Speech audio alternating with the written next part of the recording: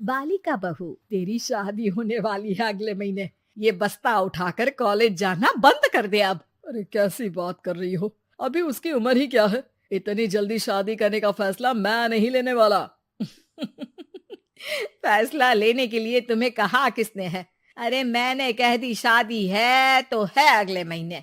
बेचारी अमिता करती भी तो क्या, छोटी सी उम्र में बन जाती है अपने से 2 गुने उम्र के आदमी की बीवी। शादी के बाद देर रात पति घर आता है। खाना लगाओ, भूख लग रही है। अमिता खाना लगाती है। ये क्या बनाया है? वो सारा खाना फेंक देता है। कर्म ही खराब थे जो इतनी कम उम्र के लड़के से शादी करा दी। तभी वहाँ अमिता की सास आ जाती है। अरे हमें क्या पता था कि ये इतनी कामकाज में ढीली है। इसकी माँ ने तो कहा था रॉकेट की स्पीड से काम करती है।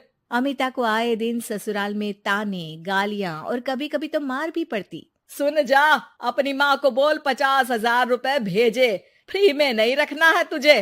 अरे मेरी एक आंख का ऑपरेशन भी तो करवाना है। अमिता को सास घर से निकाल देती है। अमिता परेशान होकर मायके की ओर जाती है। वो घर तो पहुंचती है लेकिन वहाँ ताला लगा है। अरे अमिता बेटी, क्या हाल बना रखा है तेरे पति ने? कहाँ है वो? अमिता पड़ोसी के सामने रोने लगती है। मुझे नहीं जाना उस घर में चाची। मेरे मम्मी पापा कहाँ है? उन लोगों ने तो ये मकान छोड़ दिया बिटिया। वो लोग तो कहीं और शहर चले गए। तुझे नहीं बताया? अमिता जोर जोर से रोने लगती है। नहीं बताया? ये क्या कर गए माँ पिताजी मेरे साथ? मेरी जिंदगी तो ढंग से भी खराब है। अब मैं क्या करूं? अमिता रोते हुए वहाँ से जा रही होती है कि उसे एक औरत मिलती है। अरे सुनो तो, रो क्यों रही हो? तो क्या करूं? हंसू? अमिता उस औरत को अपनी सारी कहानी बताती है। देखो, मेरा सिलाई का काम है। अगर तुम चाहो तो मेरे साथ ये काम कर सकती हो। बदले में मैं तुम्हें रहने की जगह, खाना और 1 दिन का 100 रुपया भी दूंगी।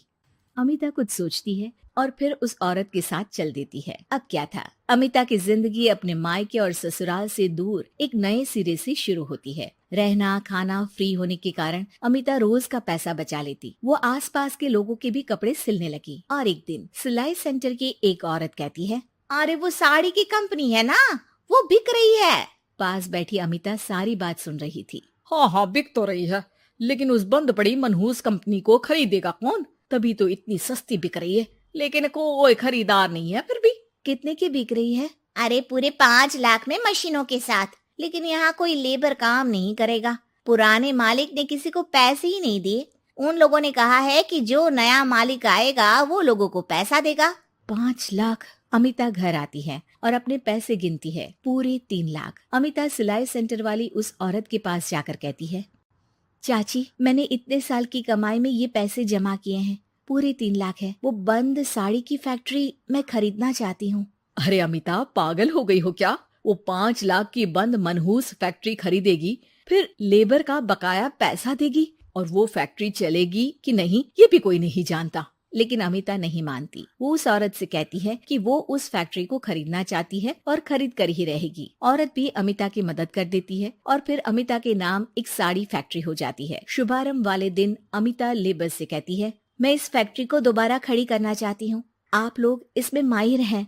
मैं नहीं जानती कि पहले वाला मालिक के काम करने का क्या तरीका था, लेकिन मैं अपनी योजनाओं के साथ आई हूँ। मेरे पास आप लोगों को देने के लिए अभी तो पैसे नहीं है, लेकिन मैं वादा करती हूँ 3 महीने में आप लोगों के पैसे ब्याज सहित आप लोगों को दे दूंगी। और ये क्या बात होती है? हम सारा दिन फिर से काम करें और पैसे ना मिले तो हम खाएंगे क्या?